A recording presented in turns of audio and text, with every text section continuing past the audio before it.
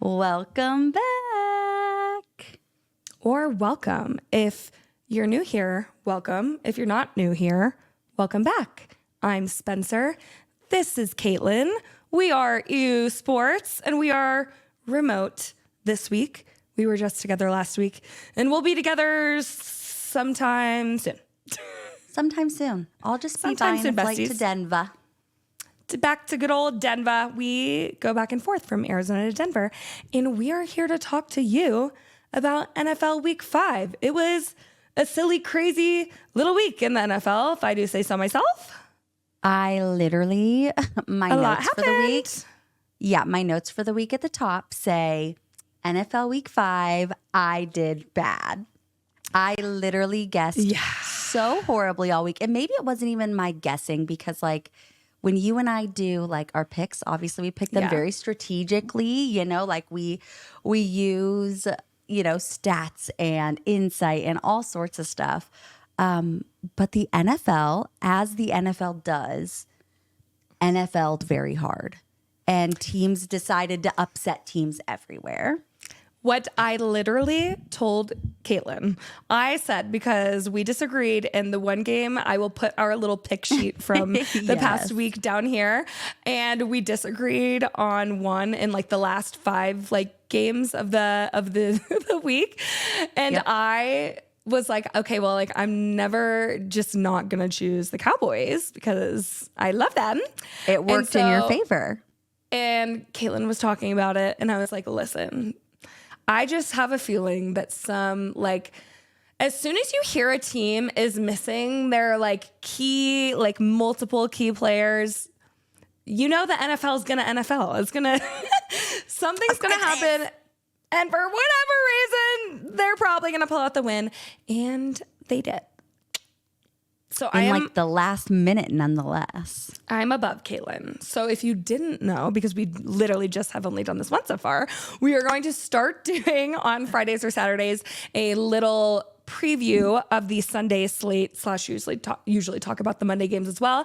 We are also what we did last week is we did our picks, of course, for the winners and then just like throughout score predictions. So we're going to figure out something fun to do at the end of season, I decided.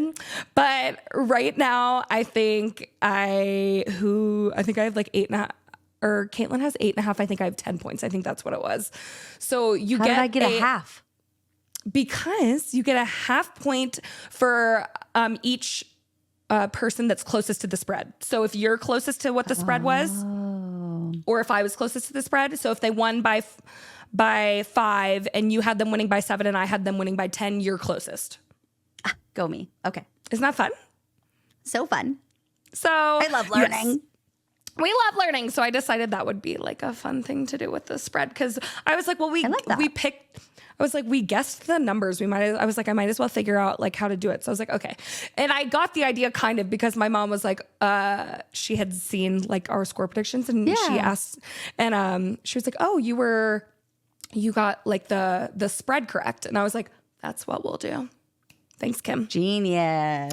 Thanks, Kim. Mom's Appreciate the best. ya. Mom's the best. I wouldn't be here talking to you. Ew, that's so gross. Without her, love you. Stay safe. My parent and my family is in Southwest Florida. So I was literally, I'm not even joking. I was literally just about to ask you. I was so concerned. They're hunkering down. My parents luckily have a generator in their house. So my nieces and my nephew and my sister are all going to stay at like their house. And luckily they're like a little more inland. Of course, like when you hear like, oh, we live 10 minutes from the beach, you'd think that that's really freaking close to the water, but it's far enough that they usually just get a ton of like the wind and the rain. Although when I was in college and I think it was Irma hit, like a tree fell on our house. Well, I was in college. I was like a sophomore in college. Yeah. So I love you so much. Don't know why you live there. I refuse to live anywhere with tropical storms because I am scared of the rain like a little baby. I literally, the second I hear thunder or see lightning, I convince myself that I'm going to get sucked up in a tornado and I have a panic attack. I know. Like, I'm not even joking.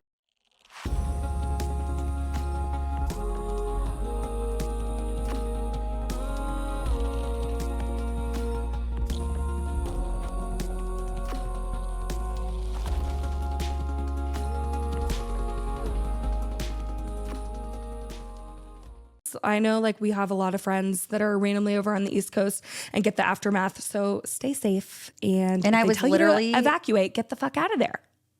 Yep. And I was literally just about to say, it's funny because the first game that we're going to talk about is the Buccaneers Falcons. So, Tampa Bay Buccaneers, man, stay safe over there. Because I think anyone in Florida or on that East Coast, just be so safe. It's so scary. I think Tampa's going to get it pretty bad. So they said this is going to be worse than the last wave. So it's rough. So stay safe, guys. But yeah, Bucks versus Falcons. We were together for this game. We were together for this game, and they went into OT. And it was such a good game. It was such a good game. And it was honestly like, I could not believe when I think Caitlin like literally went out of the room for 5 seconds and they had like said, and I hadn't realized because we were watching the game, that Kirk Cousins passed 509 yards. Yeah. Insanity. And to only, it's so funny because when you look at the stats, you see Baker Mayfield passed for 180 passing yards. He had 42 rushing yards. And then, like Mike Evans had 62, Chris Godwin, 64, Rashad White, 72, like everyone, Kate Otten, 44 receiving yards. Like a bunch of people were getting into it, but it's so funny that the Falcons won only by 6 points, and Kirk Cousins had 509 passing yards to Baker Mayfield's 180. There are a few games like that, there were a few games like that this week where you just like look at like the yard like comparison, and you're like, how did they not like annihilate them?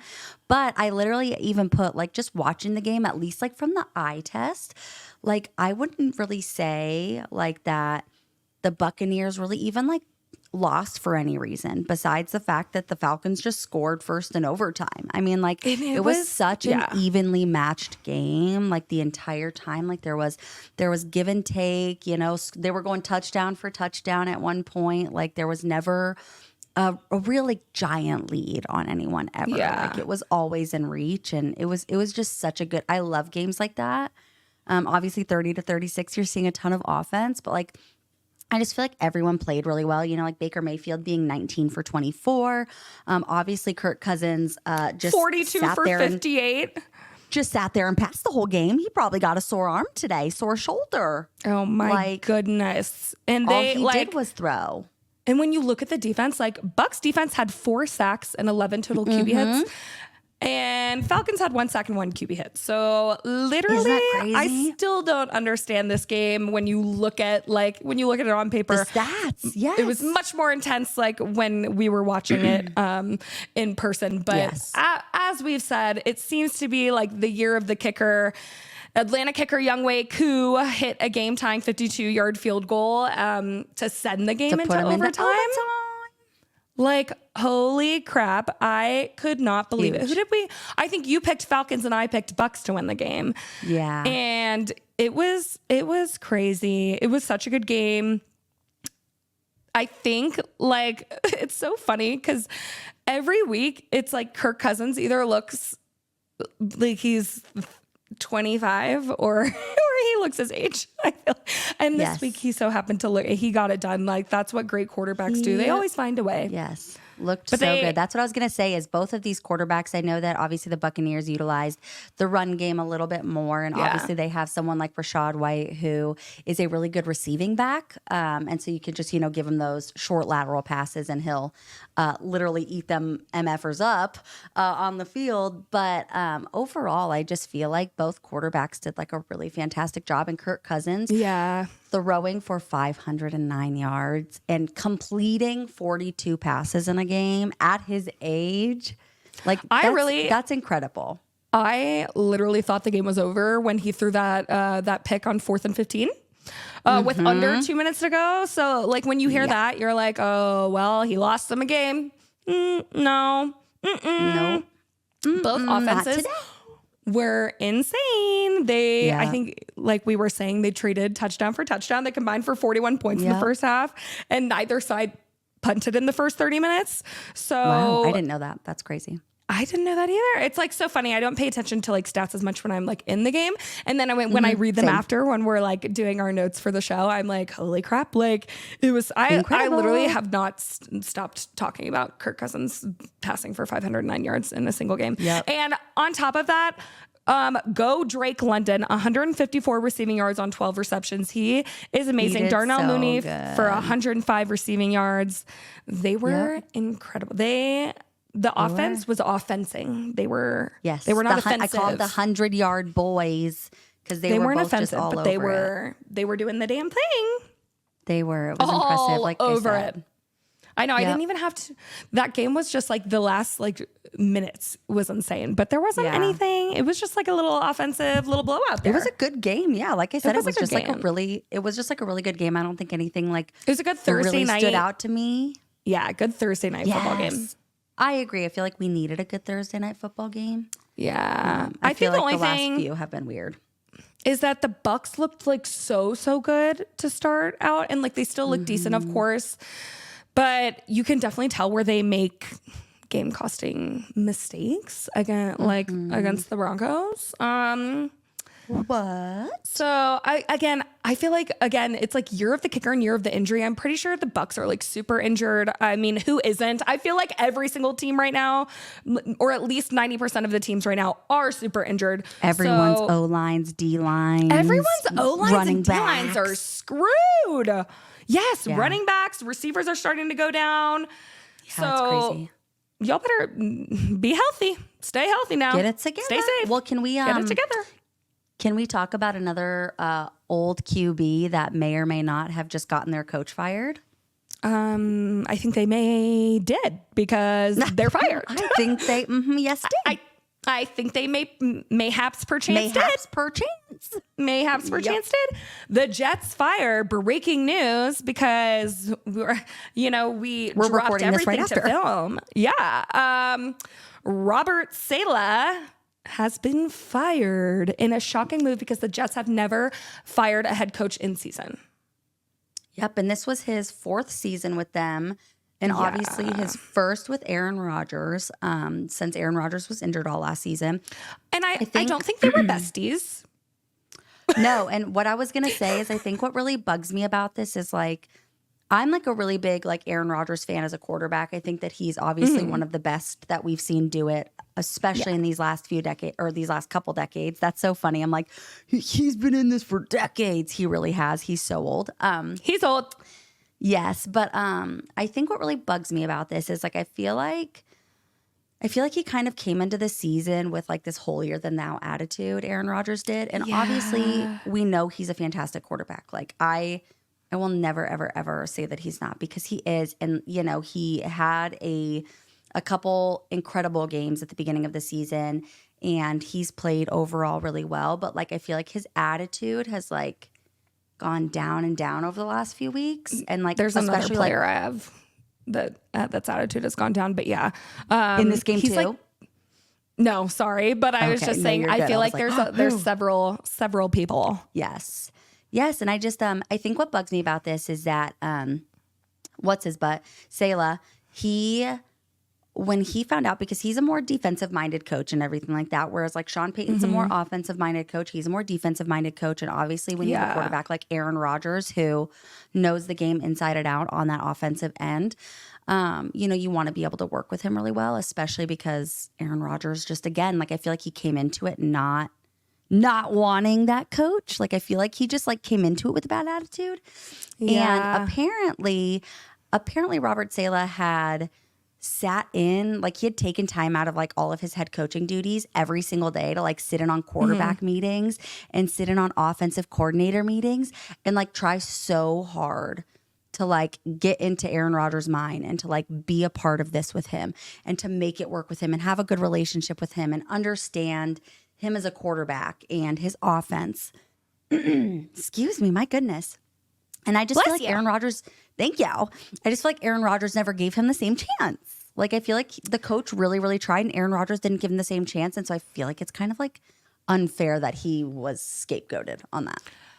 Especially because, like, to me, currently in the past few games, Aaron Rodgers is playing like a 40-year-old who's coming off an Achilles injury. Like, I don't know. I understand that, you know, you wanted Aaron Rodgers to come in and save your franchise in his last 1 or 2 years in his career. Yeah. But I've like never understood why you think like not even giving him the chance to finish out the season. And I guess, I don't know, it's always weird to me I get you have to make the star of the franchise happy, but I don't know. I hate divas, and I didn't like how he talked about his coach. I didn't like his attitude. No, it was so icky. And you can tell, like, of course their offense is struggling, and then they elect their defensive coordinator to be interim head coach. So that's what I'm saying. I'm like, well, and it just shows too that I just don't know what they're really doing. That's what I'm saying. It shows too that like they don't even trust Nathaniel Hackett, their offensive coordinator, who literally was like hand chosen by Aaron Rodgers. So it just like I'm like, I feel like I said earlier, I feel like this is like one domino, and I feel like a bunch of other things are going to fall. Like, does Devontae Adams come now? Does he? I don't know. Does do they fire Nathaniel Hackett as well? Do they? I think they're trying to get Devontae Adams. I know. I'm just like, like with the firing of a head coach, like does that, like I feel like that throws a wrench in everything. Like what are you really trying to do? Like your defense is doing okay. So like what are you that game, like I said, I feel like that was just an Aaron Rodgers move. I feel like it was just like to please your star quarterback, and that's all it was. And amen. Like literally we're barely into the season. Not everyone, but I mean, you look at the Bengals, they've had a slow start and they have Joe Burrow. Yeah. Are they firing their head coach? No. Exactly. Anyway, so the Vikings versus Jets, because that's what we were leading into, were 23-17. Vikings are 5-0. I wouldn't say that they had a perfect game or even like a really great game, but just like the Chiefs, if you're a great team, it doesn't matter. Like you're gonna find a way to win, and Sam Darnold has proved that. He's showing to be a great quarterback. We talked about him possibly, being comeback player of the year. I think they look so great. Vikings defense is chef's kiss. Like it's so good. Oh my God. They had 3 sacks, 11 QB hits. Jets defense also has been great. Like I don't have any problems with Jets defense. 4 sacks, 7 QB hits. They kept close-ish to them. The Jets have a good defense. I just think their offense has no identity whatsoever. They're not doing like anything well, I think, on the offensive side on the ball. And it's like, what do you do as Nathaniel Hackett when your offensive line isn't like doing well and your quarterback like suddenly looks really like aged? It's and again, like with Aaron Rodgers, like you need your O-line to do well because not only did he tear his Achilles last year, he's older. You got to protect literally him. 40. Yeah, he's literally 40. Like you have to protect him. Like obviously he's still got that great mind and the fantastic accuracy, and he knows how to play the game, but he can't do his job if he's not being protected. But also, like, as an offensive coordinator, I think his offensive scheme, which is the opposite of the Vikings, where there's like no creativity to it. It seems like it's always the same. And he's not even trying to get the ball to Garrett Wilson or Breece Hall. And like, he's not trying to get them open, like in spaces. And of course, with like a terrible O-line, it's hard to do that because you're not able to block for those guys. But like everything is screens and short passes that the defense knows that that's happening. Like that's what I get a little mad with Sean Payton. Like, you're always going to do a screen. We get it, bestie. Like they know. We understand. They know. If I know, they know. So the people who watch your film all week, they know. Well, that's the thing. And even when they try and like switch things up, the O-line has been so bad that Aaron Rodgers is just like a sitting duck, like waiting to be wrecked. Totally. So this is like the 4th in 5 games. The 4th game in 5 games, they've had less than 270 yards. Like they had 254 total yards. Okay. You want to know something funny about like their total yards? Yeah. Is that both of these teams had almost an identical offensive game. I don't know if you knew that, but so The Jets had 254 total yards. The Vikings had 253 total yards. They almost each had a perfect. Yes, they almost each had a perfect 30 minutes for time of possession. They each had 17 first downs. The only thing that I had like on top of that, because like I said, almost a identical offensive game. Like literally, they all had like the exact, the same amount of chances and things like that. But the Vikings just beat them in the run game and on defense. That's where they lost the game. Vikings defense has been monster for them. Like, and again, I wouldn't say the Vikings as a whole had their best game. Like, this is probably like the worst game maybe I might have seen like in the past few weeks at least. And and of course they like still come out like with the win. It was so good. I mean, it's just so funny though that Rodgers handpicked this offensive coordinator because he's not really doing much for him. Again, if you have bad O-line, O-lines are like the heart of the team, man. O-lines are the heart of the team. If you don't have a good O-line, your quarterback is screwed. Yes. Well, and it doesn't help when you're like someone like Aaron Rodgers, who is a fantastic passing quarterback, and you're playing against a defense that has a fantastic like pass defense, because they had 3 interceptions on Aaron Rodgers from 3 separate guys. Andrew Van Ginkel had a pick 6. Stephon Gilmore and Cameron Bynum had the other interceptions. I'm like, when you have 3 different cornerbacks and defensive backs picking you off, like you've got to make different decisions, I guess. It's bad. I'm not shocked that the passing yards, were similar or fewer yards, because both teams have a really good secondary defense. So, Sam Darnold has been really good, but I think he was like one thing that Aaron Rodgers doesn't do. He was holding on the ball, holding onto the ball way too long. And, of course, like the Jets secondary is really good, but he took 4 sacks and like way too many hits. Like he even left the game for a minute because of a hit to his like ribs. Yeah. So he seemed kind of shaky. I mean, he only passed for 179 yards and like threw that 4th quarter interception and didn't lead the offense to a single touchdown. So like the performance was not great, and it was awkward. I would say it was subpar for both. Well, it was awkward because it was kind of like a reminder of how he played for the Jets. Yeah. So I'm like, were you having flashbacks, buddy? PTSD? He's like, a kid. He must have. I'm like, did you forget that you're with a new team now? He like saw the Jets fans. He said, wake me up from this nightmare. Wake me up, baby. Yeah, but it was pretty bad, I would say, for both of them. But like on a totally different, like not football note, I was watching Good Morning Football this morning. Just, I don't know, ESPN or SportsCenter, one of the two. And one of the women on Good Morning Football, she said that she ended up on their way home from London. She ended up literally accidentally going through security with the entire Vikings team, and said that she and Sam Darnold walked out of security at the same time. And so they like walked all the way down there, like to their gates together and everything. And she said that he was like the nicest, like best guy in the world, that he sat there and like tons of people stopped him for pictures, and he stopped for every picture. He signed things. He was so polite. He said that after he would like sign stuff and take a picture, he would like go right back to her and continue conversation. Like he was just respectful to everyone and was like so nice. So I love that. You and I always shout out, I love that so much, good players who are also good people, and I really, really respect things like that. So I just wanted to add that in before we go on to the next game. No, that's so cute. I love that so much. I'm so happy. I'm so happy he's 5-0 with the team. Like that's so great. Dude, and to get your like, and shout out to the Vikings. Yeah. Wait, I want to ask you, maybe we should ask this at the Chiefs game. So obviously the Vikings are 5-0 and now the Chiefs are 5-0. Who do you think is going to be the first one to give up a game? Let me look at their schedules. Hold on. Let me look at their schedules and I'll tell you. Did you see it? Have you seen the Cowboys schedule? Can I tell you what bad?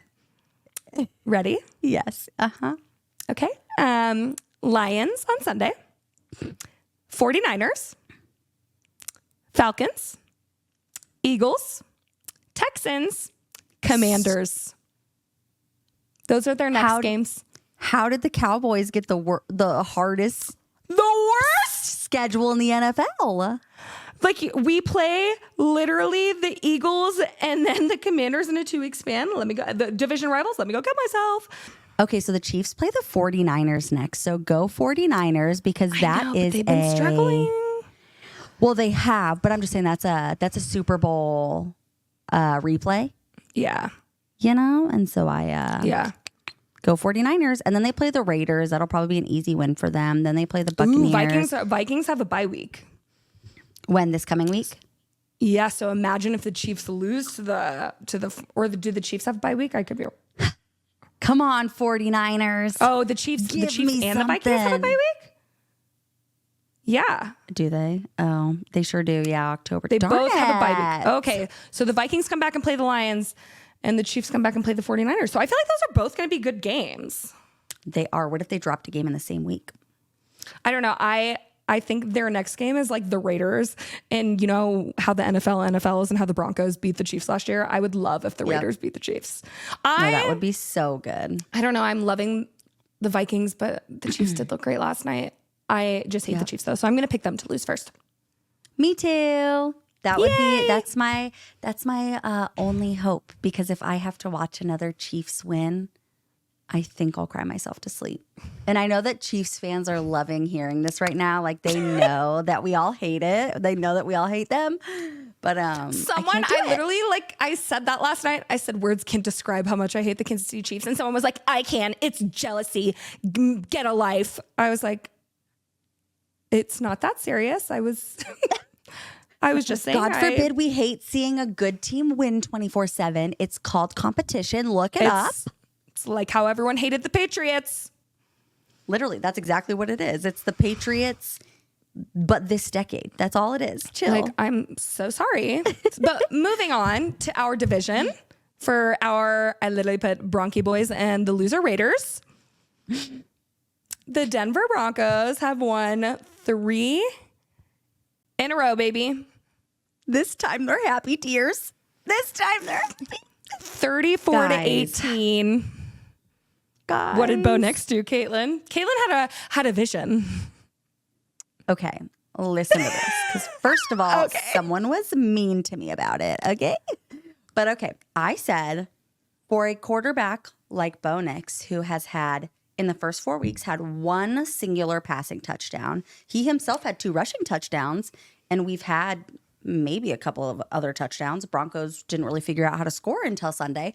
But I said that I felt like being back home in like good weather, good vibes, kind of finally figuring out a little bit of a rhythm, who Bo Nix works well with. I said that my hot take was that Bo Nix would have a breakout game and have it was a bold 2 take, passing touchdowns. Just because he had only just had because 1. he hasn't been that. Yeah, and our offense in general hasn't been fantastic. So, and obviously he hasn't been, incredible with his like pass completion and things like that. He hasn't been really hitting targets. His targets haven't really been catching the balls, all sorts of stuff. The offense has just been all sorts messed up. And so my prediction was that Bo Nix would have a breakout game and have 2 passing touchdowns. And that is exactly what happened. Bo Nix had a fantastic showing. He had 2 passing touchdowns. He himself also had a rushing touchdown again. I really do appreciate that part of him, that he's not afraid to run the ball. Yeah. That's now his 3rd rushing touchdown this season. So I feel like for a rookie, 3 rushing touchdowns in 5 games is really fantastic. I do want to take back something I said last week, because I did say before that I thought he was more of like that like Brady pocket passer, but he has been getting like great rushing yards, and he isn't afraid to run. And there's a quarterback that we'll talk about that we already hate that had a comment about running the ball. So I wanted to take back what I said. I can admit when I'm wrong. I love that. I think he's not afraid when something's not working to go ahead and take it. And he's looking more and more comfortable as the weeks go on. He's looking, and especially like I think everyone's comparing like Jaden Daniels, and we'll talk about him, of course, at the Commanders game, is miles above. And again, I'll mention this with the Commanders. Yeah. Jaden Daniels had 55 college starts. Do you know how many college players have like 55 college starts? Like none. Most of them play like they redshirt a year, they play 1 or 2 years, and then they're gone. So for you, like for him to have 55 starts, so anyway, Bo Nix looks much more comfortable. The Broncos defense is ranked number 3. I put the Bronchi Boys defense is second in opposing points per game allowed. Yeah. 5th in opposing yards allowed. 10th in opposing rushing yards allowed, 3rd in opposing touchdowns allowed, and 3rd in sacks in the entire league. The Broncos had 3 sacks, 6 QB hits, and 3 interceptions. 2 by Mr. 2 himself, Pat Surtain. Pat Surtain, I never know. I hear it different all the time. Me and too. 1 by a white boy cornerback, baby, Riley Moss. First time in decades, baby. First time, maybe ever. I don't know. Literally, people talk about it all the time. Everyone's like, oh, okay, like white boy cornerback. Riley Moss, while he's made a couple of like penalties in the last couple games, he has been incredible. He made up for it. He reminds me of Christian Brown. Like, he is a dog. Yeah. Like, he is just one of those guys that is so explosive, and he is showing how good he was in college, and it's translating to the NFL. He just loves the game too. Like, he was watching his interception back, like for media and stuff like that. They were showing him his interception, and he was just like so happy. And he's like, you know what? Like, he's like, I didn't realize how cool that was. Like, he's like, but this is like amazing. Like, what, you know, we did so well as a team, and you know, it just feels so good to be a part of it. And like, I was just like, you know what? You made up for all your stupid mistakes the first 3 weeks, buddy. I'll take it. But he did amazing. I love him, and so good. Yeah. I don't know. Go ahead. You were about to say something. I was so excited to see like our offense finally, get some rhythm. You know, Bo Nix over 200 passing yards finally, not like a huge game, but 19 for 27, 2 passing touchdowns. Javonte Williams had 61 rushing yards. I don't know how much like that is to like yell home about because it was against the Raiders, but we have had a terrible time trying to get any sort of rushing offense going. So I think and he became like such a good, what's it called? Javonte Williams. Yeah. Cause first of all, he's still sat at like that 2.5 rush yards per carry, but he at least showed himself to be like a really good receiving back too, because he threw a couple of those short passes to him. Yeah. And he found ways to get extra yards. And I think he ended with like 100 total yards. So that was cool to see. No, it was just so good because Denver's defense really has helped, you know, I feel like ignite the offense almost. You know, we were down 10-0 or we were down 10-0 early to the Raiders, and then they like immediately flipped a switch. You know, it felt like it was literally like night and day. Pat Surtain got the 100-yard interception return. Insane. It was so good. I love a pick six. I was so excited for him and for him to get 2 interceptions in a game, and the Raiders had 0. And it was so good. So Denver, Vegas had a really good opening. You know, they had 202 yards on the first 3 drives before the pick six. And then it felt like he got that and everyone's like, oh, it's game time. Like, we're in there. Ooh, now we're here. So shout out to Vance Joseph, our defensive coordinator. I don't know what he's doing, but he's doing it well. He is clearly, you know, calling the right moves. He's doing so good. I don't know. I love him. It's really funny. So like when he was our head coach at one point, he was the Broncos head coach a few years ago, several years ago. And they like fired him, I think, after 1 season. And I was sad that they fired him, but like not fully because I don't think he was fantastic as a head coach, but his defensive mind is something that has literally, it's like one of the only things that like kept the Broncos going during the season. He was our head coach, and he really does just have such a perfect like defensive mind, and he really understands the game. He understands it from a defensive perspective. He's smart, and he like creates the right schemes and stuff. And I just think that like having him back on the Broncos, but just being able to focus on defense has been so good for him and just so good for our team. And clearly, you know, he's got a high football IQ, but I love when people like realize that they, you know, they fit in a role. It's like when, it's like when, you know, like the top employee, they promote them to manager and they're like, oh, I didn't want to do that. Like, or they thought they wanted it and then they're like, this job sucks. And then they were like, I actually like my regular position better. Yeah. So I'm happy for him. I'm happy that the Broncos like didn't, you know, give up on him. On the Raiders end, listen, is there anything more disheartening, I guess, if you're a Raiders fan, than switching Gardner Minshew out half in the middle of the game for Aiden O'Connell? Yeah, and the fact I think Aiden O'Connell, I guess he didn't do that much better. They were like, I was gonna say that the Raiders are nothing if consistent. They have 5 touchdown passes in 5 games. Yeah, that's what I'm saying. Nothing. They're nothing if not consistent because it was really funny because Gardner Minshew was sacked twice and had 2 interceptions. And then Aiden O'Connell came in and had 1 interception and was sacked once. And I was like, oh, you guys are so cute. Like they're both cute. They just both suck. High five. Let's continue. Don't worry, I got your back, bestie. You can dodge a wrench. You can dodge a ball. Okay. It's so funny to me though, because it's like, oh my God, like they were probably just missing their running back, Zamir White. But now, he's only averaging 3.1 yards per carry. So I don't think that was it. Yeah, I feel like for the Raiders, like the story of their game was just Max Crosby and Brock Bowers. Brock Bowers on the offense and Max Crosby on the defense. Max Crosby extended his stupid 2 sack per game freaking thing. And he sacked Bo Nix twice by himself. The last kind of thing I had to say about this game, and or I guess the Raiders, is I was watching ESPN or something earlier, and they were talking about wondering if they get rid of Devontae Adams in the upcoming weeks, do they just tank and do they get rid of Max Crosby? Just tank. Well, that's what they were saying. Maybe. Yeah. I think he loves being on the Raiders or something. Someone was saying he's so loyal to the Raiders, and I'm like, what did he do? He was screaming at Bo Nix and he was like, did you see that video? Come on, Bo, they can't hear you. I was like, oh, I can't hear you over the score of us beating you by double points. Okay, wait.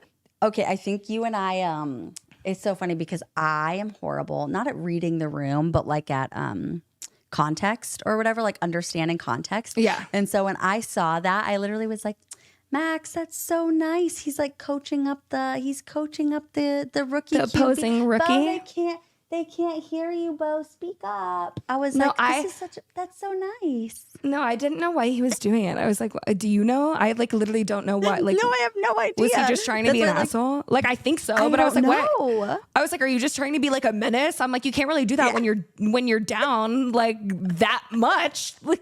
That's always maybe the people that talk the most. Off. I have no idea. I guess, but I was like, you be nice to my rookie quarterback. He's my child. You settle down, inside voices. Keep it down in the cheap seats.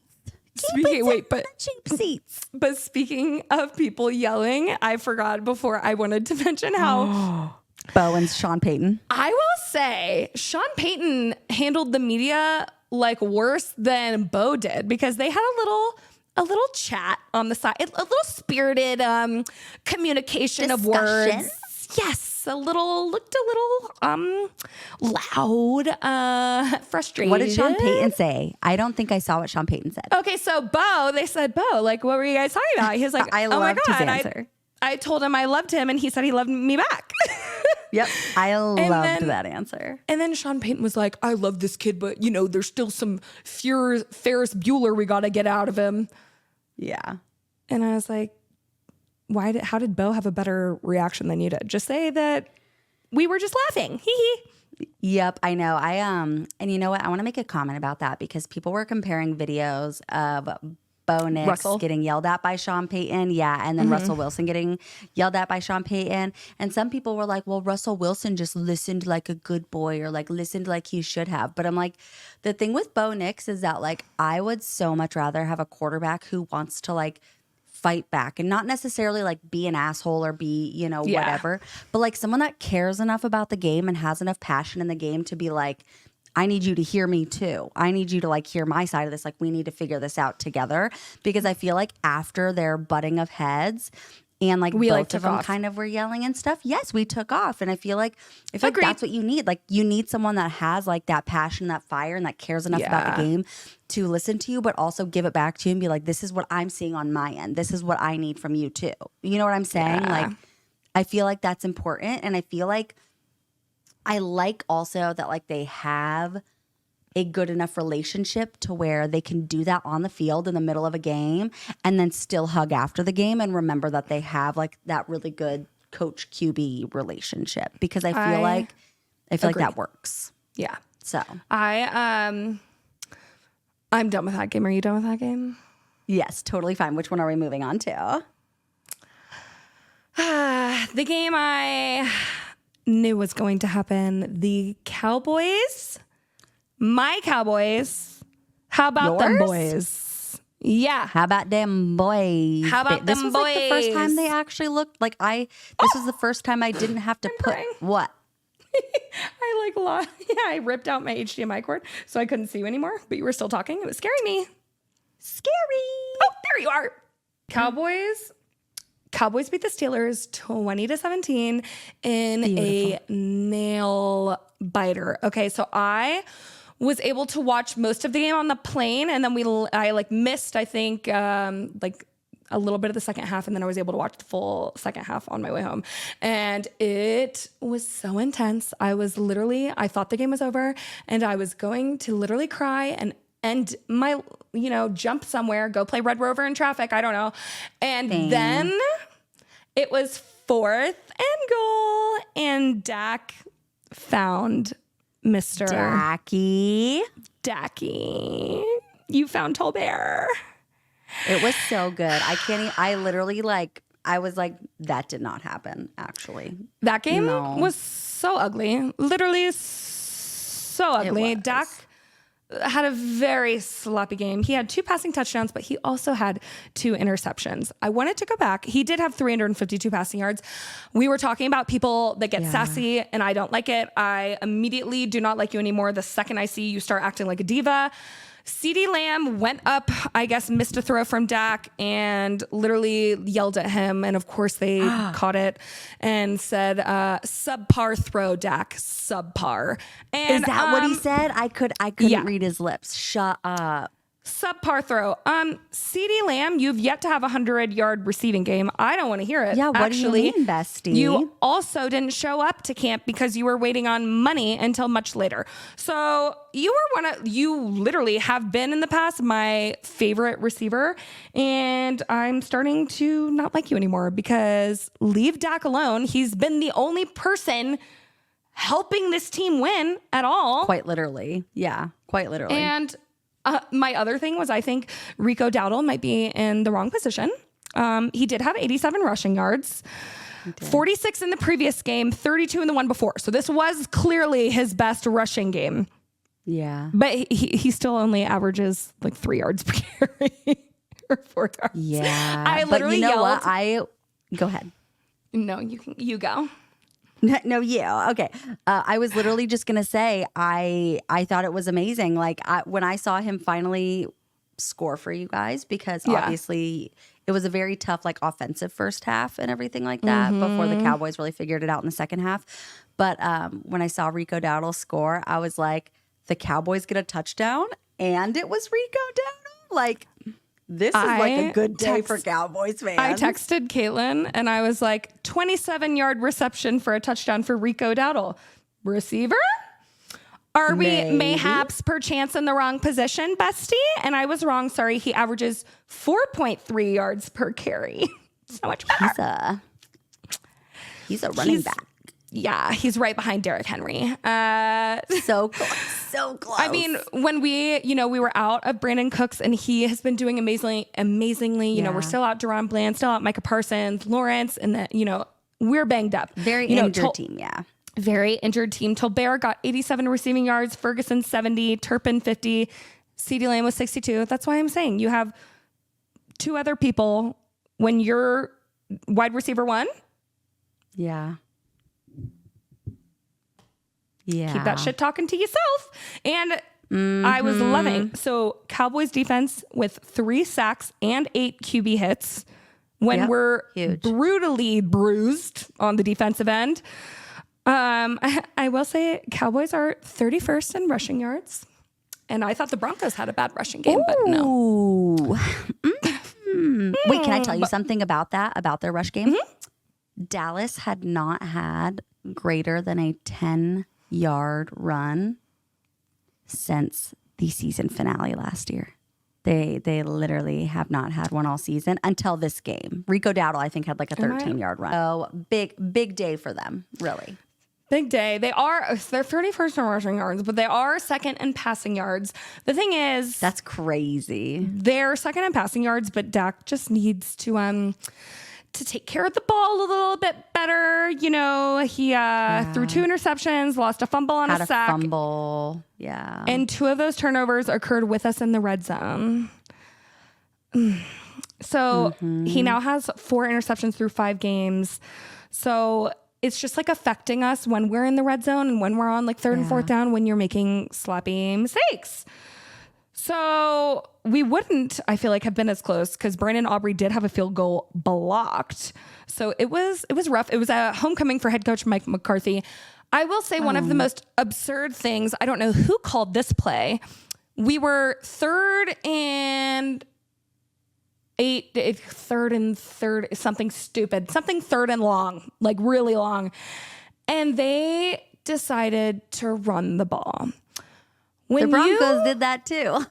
When you are averaging 4 yards or under per carry and you're 3rd and long and you have CeeDee Lamb and a couple other receivers that showed up for you, what was the thought process there, besties? No, what should have happened is Dak Prescott should have dropped back and then decided to run the ball for like 3 yards himself. It was very silly. It was so silly. I was worried this whole game. I was worried that the Cowboys could drop this one just because Steelers obviously have a talented offense. Talented offense? Woo! Opposite. It's opposite day. They have a talented defense. They have the most abysmal offense I might have ever seen. TJ Watt is a monster. Steelers are able to like win with like a barely there, offense. But, so TJ Watt finished with 1.5 sacks and 4 quarterback pressures against the Cowboys. And he's the second fastest to reach 100 sacks in NFL history. And he did it in next to his brother. So he did it in 109th game, while Hall of Famer Reggie White did it in 96 games. Okay. And I was going to say his brother. Yeah. Yes. Thank you. His brother, JJ Watt, actually got it in 120 games. And so now they're both in the 100 sack club together. So and I think that that's so cute. But I was going to say just about the Steelers too, is that like, I wouldn't say disappointed. I mean, maybe I am a little disappointed in them because they had such a monster start. Their defense literally was holding teams to 10 points and under for the first 3 games. They were 3-0. They were playing so well. Justin Fields was playing so well. He was making good decisions. He was rushing well. He had great pass completion, and like their offense looked good these first 3 games. But like the last 2 games and their 2 losses, their offense has been almost non-existent. It's been really abysmal. hard for them. I love that word. And they're abysmal. And their defense has even been like lacking a little bit. They've been giving up a lot more points than they did in their first 3 games. And so I was also reading about, because obviously Russell Wilson is supposed to be coming back soon from his calf strain. And now they're saying that because of the last 2 games. He said he was like ready to start or something. Yes. And because of the last 2 games, they essentially said that the starting QB position is back up in the air. Like it's not going to be given, like, because everyone was saying after the first 3 games that like Justin Fields was going to take over starting. And then, obviously people were like, well, no, like Russell Wilson's going to come back and start. But like now they just have no idea because Justin Fields has had a rough past couple games. And so they're probably going to give Russell Wilson like a chance to start and see how he does with the offense. But I just think that that's really stressful for your team. You have no idea who your starting quarterback is when your original starting quarterback is supposed to be coming back from an injury. So I wanted to talk about one thing before we move on. George Pickens. Oh, yep. You dirty MFer. Dirty. You're going to be so bitch boy hurt that you lost that you're going to grab a player by the freaking face mask and yank him down onto the ground and then walk away like you're the baddest thing, like, you know, to ever walk this planet. Shame on you. You're disgusting. And I hope that fine was like $100,000, baby. Not even a scrub daddy could make you less dirty. Oh, period. Got him. Got him. That was no, literally George Pickens. I didn't care about you before, and I really don't care about you now. I care about you only because I hate you. Period. Because leave my guys alone. I can't even believe how like easy that was for him though. Like just like walk up. Yeah. I was like, okay, asshole. It literally looks like one of those people that like when you see in the movies and they like knock over kids' ice cream and they're like, and then they walk away. Like, yeah, okay, or just loser. like shove a kid into the locker while you're walking. Yeah, literally. So, ew. I dislike you a severe amount. And he's made the list, and everyone knows I've got a list. Spencer and the list has a list. The list is a bad place to be. There's a lot of NBA players on the list, and now you're on the list. So welcome. It's not a fun place. Welcome to hell. Anyway, moving on to a game that I was really not happy with. The Cardinals beat the 49ers 24-23. This was the most surprising game to me, in my humble opinion, just because you have literally the worst defense in the NFL going up against one of the best offenses in the NFL. And Brandon Ayuk, you know, had 147 breakout receiving game, yards. Dude.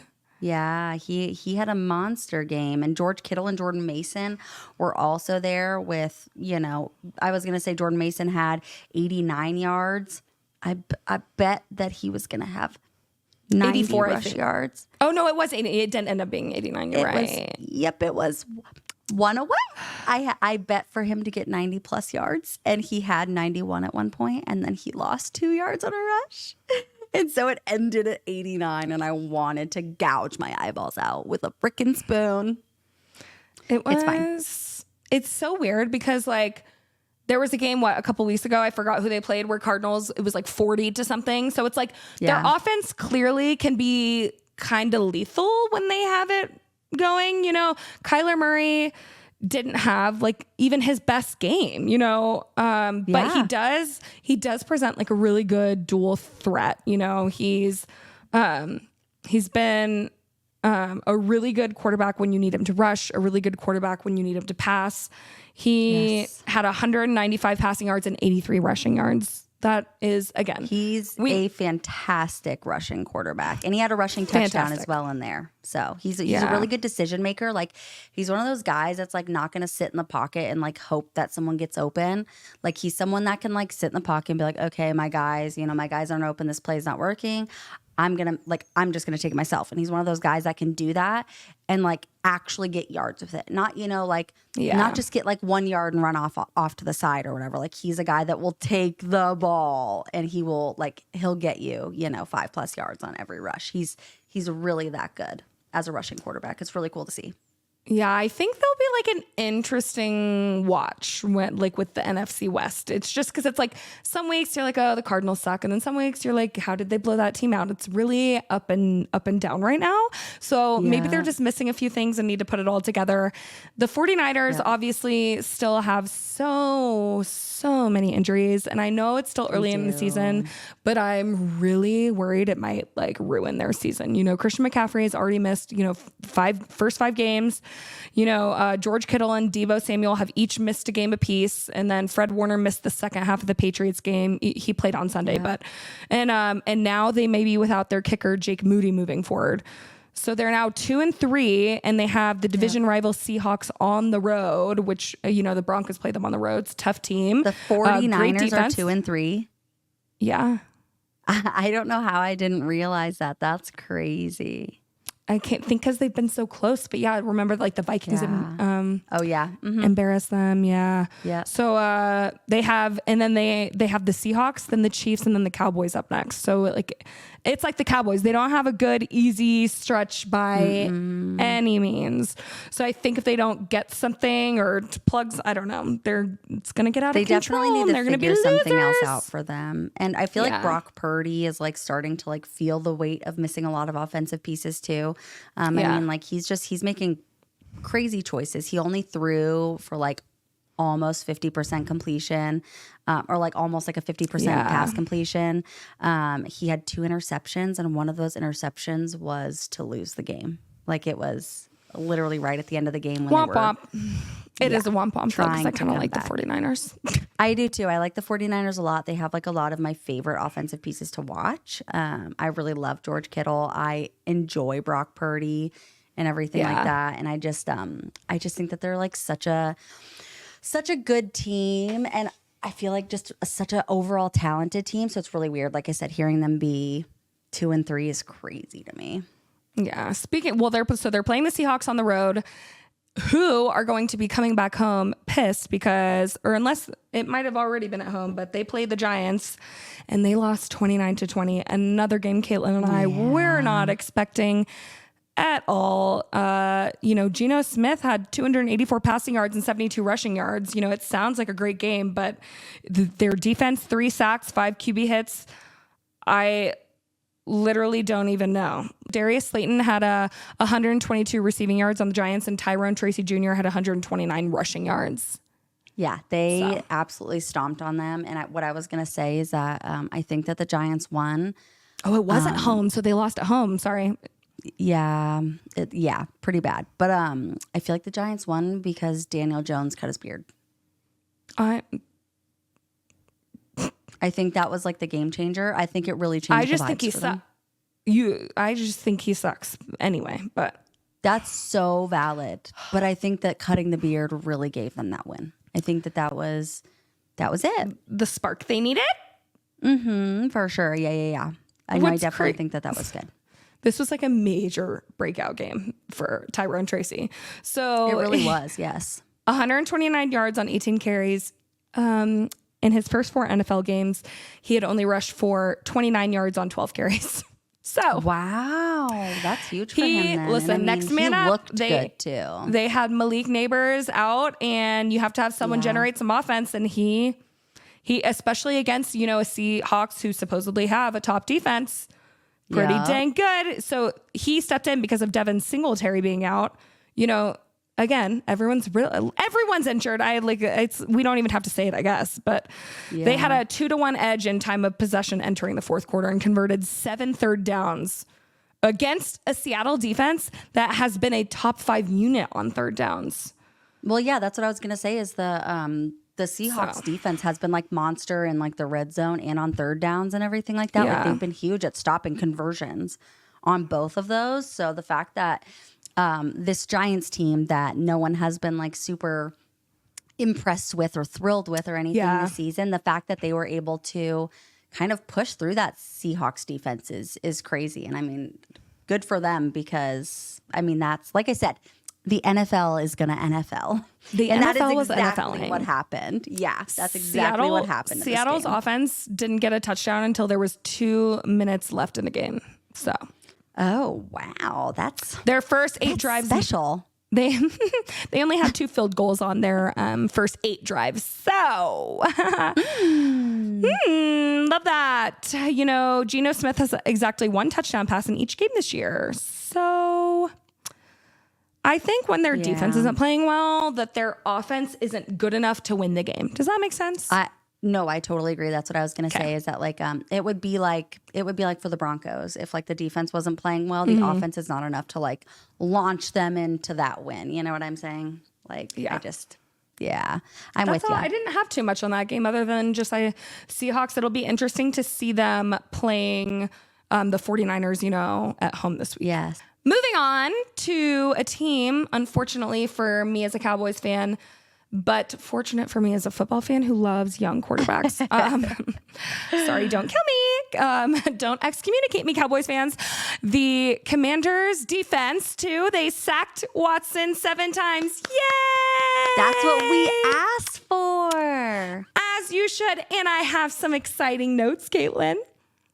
Tell me. Let me hear it. Deshaun Watson has been sacked 26 times and is on track to take the 5 record. games. That's beautiful. He's on track to take the record for most sacks in a season. 88 in 17 games would break the record by David Carr. He has also lost 154 yards on his sacks so far. I love this game. Yay, All I'm saying, how many sacks Commanders. has he had? 26? Almost as many girls as he's assaulted. We're getting so close. Ooh, so close. Once we need to double it. We need to double it. Okay. Mm-hmm. Yep. So, we need to get on that. Again, this is what I had to say about Deshaun Watson. So they asked him if they should start, designing some more, some running schemes like for him. Yeah. And he basically was an a-hole and was like, I'm not a running quarterback. Like, I don't do that. Like, that's not my job. How about when you're 1-4, you do anything? When they're paying you $230 million, you do anything. If you want to win a game, you do anything to win. Does Patrick Mahomes look, he's like the most awkward running quarterback ever. Every time you see Patrick, he's like, well, I don't know. He looks so funny when he runs, but he does it because he's like, I haven't, like, he will have an open lane. A choice. He did it last night and he took off and he actually, he did well, but that's like not what he usually does. So I literally don't give a single crap if you don't run the ball. Like, that's not your game. Like, you should be doing anything. Yes. Truly. For my notes, I put, give us Jameis Winston. That is what the NFL I was going to say that. That is what the Browns want, like Browns fans. Yeah. And everything, like the entire NFL. Put Jameis Winston in. He played, I think, like just a couple plays at the very end of a game, but he was like 1 for 1 with a 16-yard pass and then had like -2 on rushing yards for his second play. But either way, I'm like, give that kid a chance because if you guys are playing as bad as you are at the least he'll be entertaining. Exactly. And here's the thing too, is that like Jameis Winston came in and was supposed to be such an amazing quarterback and he kind of like fell off and just became like a backup. Give this kid a chance. If Deshaun Watson is playing like a literal asshole on a stick, I don't know why you wouldn't put Jameis Winston in and give him a chance. So I said, give us Jameis Winston because that is what we need. Question mark. Yeah. Yep. And on the other end too. Terrible franchise. Truly though. But on the other end, because I'm done talking about icky men, I will talk about wonderful young quarterbacks like Jaden Daniels, who averaged in this game almost a first down per pass. He averaged 9.5 yards per pass. That's insane. I'm like in love with his game. He's amazing. I think in the next 3 years, he's going to be one of like literally the top QBs and will eventually be in MVP conversations not too long from now. I think he's so great. And I think a lot of that reason is, like we said, 55 starts. He had a long college career and he's just transitioned really well into the NFL. But the highlight of this game was definitely, I think, the best Washington's defense has played. They were easily the worst defense in the NFL last year. The Commanders only won 4 games last year, and they've already won 4 in a 5-game stretch. Which is incredible. You will never see that. They were last in yards and points allowed. So I think Dan Quinn is clearly doing a great job with this group. Frankie Louva had 2.5 sacks. Bobby Wagner had what a name, 1.5. And they created a forced fumble on Sunday. So last year, the Commanders only had 4 games where they held the opponents under 27 points. And now they've done it 3 times in 5 weeks. So I'm really not excited to play them. But as long as I'm not playing them, I'm excited to watch because Jaden Daniels is clearly special, like special. He's amazing. And just like their team in general has been amazing. Like it's been really fun watching like Austin Eckler and Jeremy McNichols and all of their other guys. Like they just have so many good pieces on offense now too. And to see their defense do so well, like they really are a contending team this year, which like I said is crazy for a team that literally had 4 wins last year. Yeah. And okay, super random fact. Christian McCaffrey's brother, his younger brother, who used to play on my high school football field with Ed McCaffrey. That's how I met them. He literally plays for the Commanders. I had no idea. He's a wide receiver for the Commanders. Yeah, Luke McCaffrey. That's so fun. I love that for him. I know. It made me really happy. I was like, I saw McCaffrey on Sunday because their oldest brother had also made it to the league. I think he was a quarterback for the Panthers when he got drafted. Okay. And I haven't really like seen him around since. I feel like he was one of those guys that probably lasted about as long as the average NFL player does, which is totally fine. You still made it to the NFL, and that's amazing. But congrats. yeah, bestie. I saw McCaffrey on the back, and I was like, oh my God, is that who I think it is? And I was like, holy shit, it is. Because they have, between their family, their oldest son is a quarterback. Christian McCaffrey is obviously a running back, and then Luke McCaffrey is a wide receiver. So big offensive team. Go McCaffreys. It's really cool. Yes, it's really cool. I just wanted to throw that in there. Yeah. So moving on to other rookie quarterbacks, I wanted to talk about the Panthers-Bears game because I think this was Caleb Williams' best game. I didn't have like too much to talk about in this game, but you know, Caleb Williams finally put together a complete game, and it was like such a big step for him. You know, he definitely beat up on, you know, the NFL's worst defense, but sometimes you just need a game to get you going, get you confident, and get you fired up. You know, last week Williams had missed, you know, a handful of wide open touchdown opportunities, and he just really looked inconsistent, didn't have good touch. He seemed like really rushed, you know, but all of those issues, he seemed so much more comfortable, you know, and he was 20 of 29 for 304 yards and 2 touchdowns. He rushed for 34 more yards, and like that's a number one pick, you know, a massive achievement for him. Period. You know, I'm like so excited for him. On the other end, I wanted to talk about, I literally don't care about the Panthers in general, just because like they're a terrible team. But so they take Andy Dalton out, you know, because their O-line is, you know, injured. And the head coach literally says to the media when asked, why did you put Bryce Young in? He said, well, I didn't want to risk Andy Dalton behind that injured O-line. Okay, so you're going to put Bryce Young. So you're going to put Bryce Young, who was like battered and beaten over the past, 3 games that he played, 4 games. He's obviously taken a massive confidence hit. Like I literally can't even imagine. So you're like, oh, well, like, yeah, screw him. Like put him in there. I'm like not risking Andy Dalton. Let's get him hurt. Screw you, head coach. I don't even care if you were thinking that. Keep it to yourself. Yes. I feel so bad for Bryce Young. I want to cry for him. So icky. Ugh. Yes. Why would you say that? Yes, and obviously I would want to leave like immediately. Yeah, and Andy Dalton came out with his first game with the Panthers this season when they took out Jaden Daniels after 2 games, or not Jaden Daniels. Bryce Young after 2 games. Yeah. And he came out and he obviously gave them a win, and I was like, oh my God, was it the quarterback really the whole time? Like, are we sure? And then the Panthers have lost a couple more games, and I was like, okay. Yeah. This is exactly how I see it, and now it makes sense. And obviously, when you have a head coach that's willing to almost like sacrifice a player to get injured for someone else, like that is such weird behavior. Like you need to go to therapy, behavior. Honey. Yeah, so that's all I had for that game. Panthers, really, I think, really crazy for the Bears. I think Panthers and Browns are tied for like worst franchises. Period. What do they say? Put a cake topper on it. Put a cap on it? Yeah. Put a pin in it? Yeah. All of them. Whichever one. All of them. Maybe not a cake topper. No, I liked mine. Don't know where that came from. It came from my lexicon of fake hyperboles. Fake you have metaphors. Some interesting. Yeah, I have the real metaphors, and you just never know what they are. Yeah, I usually make them up in my head. Also, shout out to DeAndre Swift and DJ Moore. You guys played great with Caleb Williams. They had awesome games, and I think they were perfect support for him in this monster game. I just wanted to say that. It was awesome. Yes. Moving on. Moving on. Which sad game? Ravens beat the Bengals 41-38 OT. What a game, though. Lamar Jackson had 348 passing yards and 55 rushing yards. Derrick Henry had 92 rushing yards. Flowers, 111 receiving yards.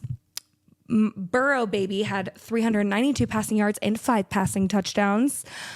Let's talk about Bengals defense. Why don't we? Because clearly the Ravens scored 41. Let's talk about their rankings, shall we? The Bengals defense is 31st in opposing points per game allowed. 19th in opposing yards allowed, 30th in opposing rush yards allowed, which is great when you're playing Lamar Jackson and Derrick Henry, of course. 30th in opposing touchdowns allowed, and 30th in sacks. So what you're saying is that they're the best at being the worst. They're 30th in opposing rushing yards allowed, and the Ravens offense is first in rushing yards. So, okay, but that's also what I want to say though, is like, I'm like baffled. Yeah. That this was such a high scoring game. Baffled. I wanted to say that the NFL needs to rethink how they've been valuing running backs, because I know it's been like the receiver game, I feel like, the past few years. Absolutely. But Derrick Henry, and we say this with basketball, with any team, it is not always like how you play. It's where you are eventually. You know what I mean? Like, yeah. Derrick Henry looks insane, and it's because they're having him run his game. And people get so frustrated when they get players and they're like, well, you're not playing like you did on this team. And I'm like, yeah, well, their offensive coordinator isn't using them how the last team did. So when you're being used how like you play, I mean, 92 rushing yards, and he's no spring chicken. He's well, and I was even gonna say, you know, it's like watching the game, I feel like he was kind of quiet, like, and I mean quiet like so respectfully, but like in the beginning, I feel like he wasn't, just because like we're so used to him being Derrick the Tank Henry and just plowing over people and having these giant, like, you know, these giant runs and everything like that. And so I feel like he was like kind of quiet in the first half with like a few decent runs and stuff like that. And then the second half he comes out and has that 150-yard run right at the end. Well, he rambled.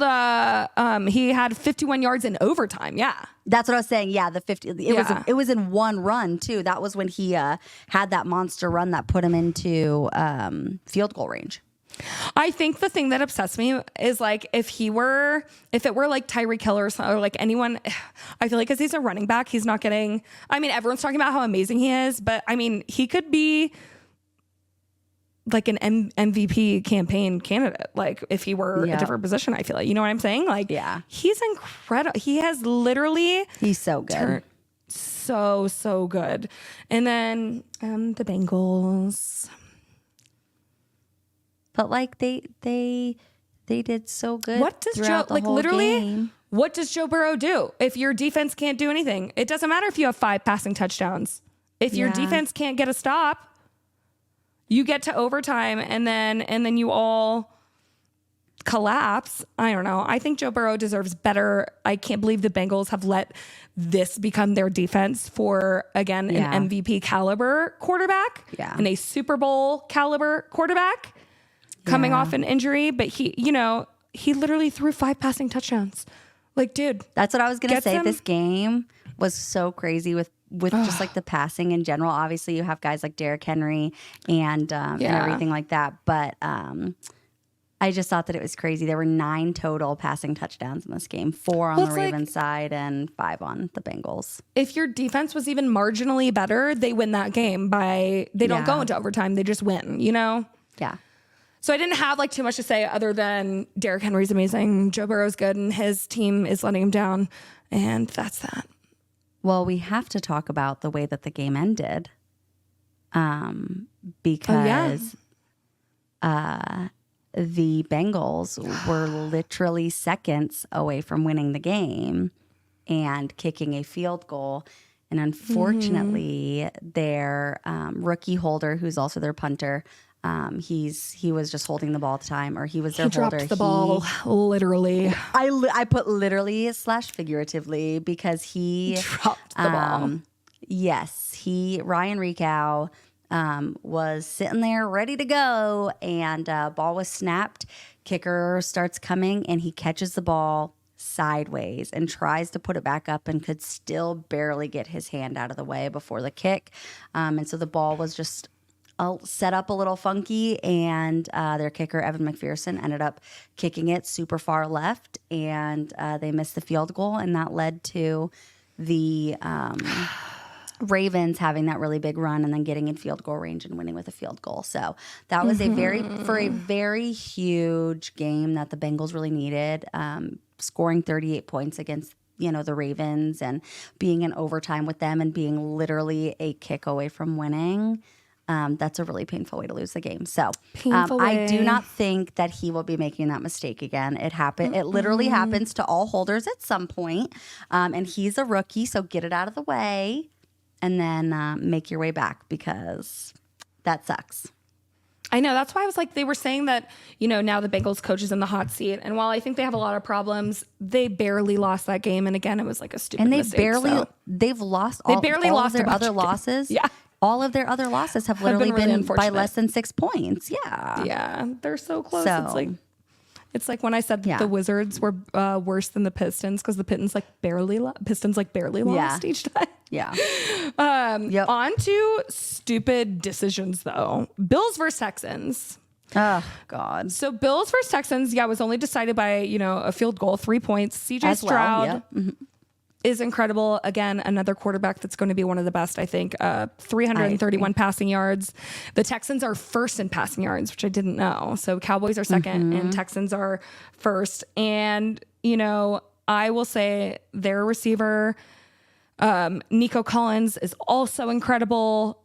Houston didn't score a touchdown after he left with a hamstring injury. So it's like, we can tell how valuable he clearly is, and CJ Stroud didn't even look great this game. He was kind of sloppy a little bit. They opened the chance for, for the Bills to make a comeback because they were leading. And then, we kind of thought that it might flip, but, it was very clear that once Collins was out of the game that the offense suffered massively. So shout out to Nico Collins, and clearly him and CJ Stroud must have a really strong connection. He's one of the best receivers in the NFL right now. And even with Diggs showing up and kind of taking away some of his targets, he's putting up in freakish numbers. He really is. Literally insane. It's crazy. Yeah, I was going to say that this game was also kind of a disappointment to me because it's the Bills and the Texans. And I just feel like in the nicest way possible, of course, I feel like they both had really tough games. Josh Allen neither of them looked good. No, Josh Allen was 1 for 9, at one point in the game. I forgot. 9. He finished. What did he finish with? It was disgusting. He finished at 9 of 30. So just about 30% completion rate. It's why James Cook got so many opportunities in that game. They ended up just running the ball, keeping it on the ground as much as possible. And I think that's what kind of helped them get down the field, just because obviously Josh Allen was not having a very good game himself. But, like you said, on the other end, on the Texans, I would, if you looked just at the box score and if you looked at stats on paper, it looks like the Texans should have blown the Bills out of the water. You had CJ Stroud with 331 passing yards. Obviously, you had Nico Collins with 78 yards and a touchdown. Agumbawale with 87 yards on 15 carries and 6 receptions. Cam Akers had 47 yards and a touchdown. Stephon Diggs with 82 yards. I just really think that this game should not have been that close. And I don't really watching the game back or thinking, and watching highlights and stuff. I don't really know where it went wrong other than the fact that the Texans defense just didn't help them out. I don't really know, or they just didn't convert in the red zone or on third down. I don't know, because you would look at it and be they should have literally had 30 points, and the Bills with their freaking 30% completion rate should have had 14 points. I just feel the score would have been really different, and it was way too close for me. I just don't know what happened to the Bills. They looked really good a few weeks ago. And I think it's really obvious that they don't have a number one guy at wide receiver. Yeah. And, Khalil Shakir has been the best and most consistent pass catcher, but he was out this past week. So their passing game just went from not great to worse. I just think that they really need to utilize. Great? Yeah, I think they need to utilize Dalton Kincaid a little bit more. Well, he had the worst game of his career this game. Well, correct. And I think a lot of that is because so did Josh Allen. I think that they were both like just not in it, because I feel like other than them, like, I mean, like, other than this game, I should say, for the two of them, they normally work so well together. I just feel like it was a really weird game for both teams. I don't know. I didn't have the much Bills about had this a really weird game last week. They like did terribly last week. They did. But that's what I was saying is like that. I thought that it might kind of be like a mini Bills slump. That's why I picked the Texans to win this week, because I was just You were right. The way that they looked last week was just like not like we can bounce back and it'll be just fine. Oh, I meant to. And then the play calling, let me tell you this. Okay. Not only did we, of course, we just talked about how their passing game, I have this down on my phone, sorry. Yeah. The passing game is gone from bad to worse. At the end of the game, which cost them the game because they allowed the Texans to get up the field to get in like a 59-yard, I think, field goal, something close to that, over 50 yards. Yeah. Bills are the only team in 45 years to be tied or leading in the final minute of the game inside their own 5-yard line to throw 3 straight times. What? Like, that's how the game ended. They, like, what? You throw 3 straight incomplete passes when you clearly haven't had any success away. And you're in your home, so that they're like literally going to be in the best field position ever to kick a field goal to beat you. That was the ending of the game that I was like, it felt like last week when they gave up. I was like, this game. I was like, who is calling these plays? Like, did the toddler, like, did someone have a child that took over the play calling? I'm so confused. It was me. It was your 5-year-old. She would do really good. Super, super duper. So do the one where they throw it far. That was like the last thing I had to say about the game, because that's how it ended. And it was like the worst game management I've ever, like clock management I've ever seen in my, again, 45 years since that's happened. Yeah, I've never seen, clock management was horrible. The play calling was horrible. I think like everyone watching it was probably like, what are we doing here? Why are we doing that over and over again? Yeah, don't live, love, laugh this. No, it was bad. So before we move on to Monday's game, I just had a couple notes about the two shitty teams? battles of the ass. Yeah, the two battles of the ass. Which is why I didn't take notes about them. Yes, no worries at all. But so the Patriots Dolphins, the Dolphins ended up winning 15-10.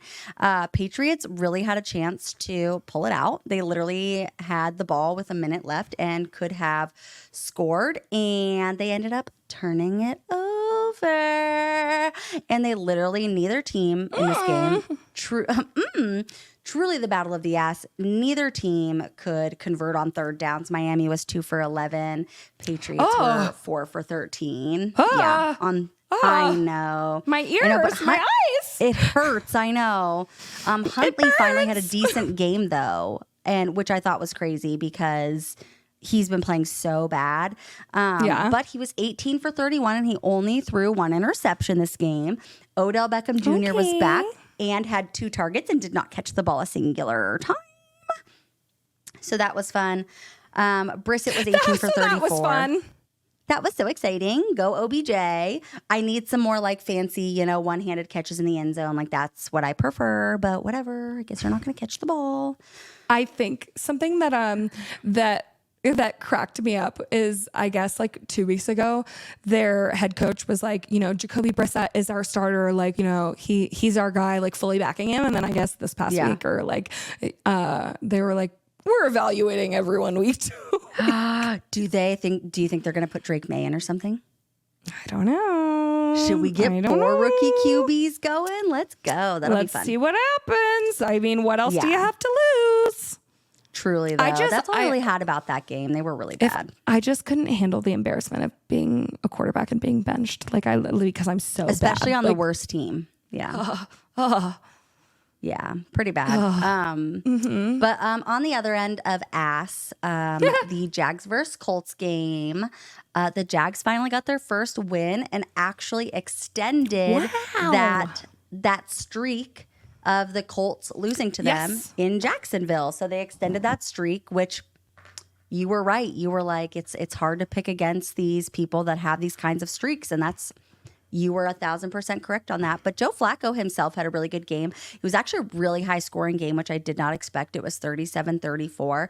These are both kind of, I mean, the Colts can score, but overall they're a pretty low scoring team.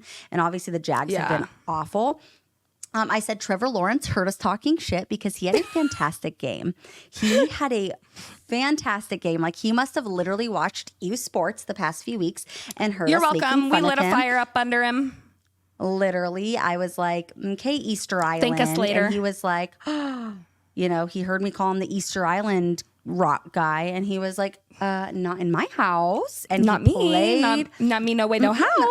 No way, no how. Not me. I'm not Easter Island. I am a NFL quarterback, because he went 28 for 34 with 371 passing yards. He was not sacked a single time. And he actually did really incredible to like scramble, get out of the pocket, avoid blitzes. Yeah. Like he played football like the quarterback we have all known him to be over the past several years.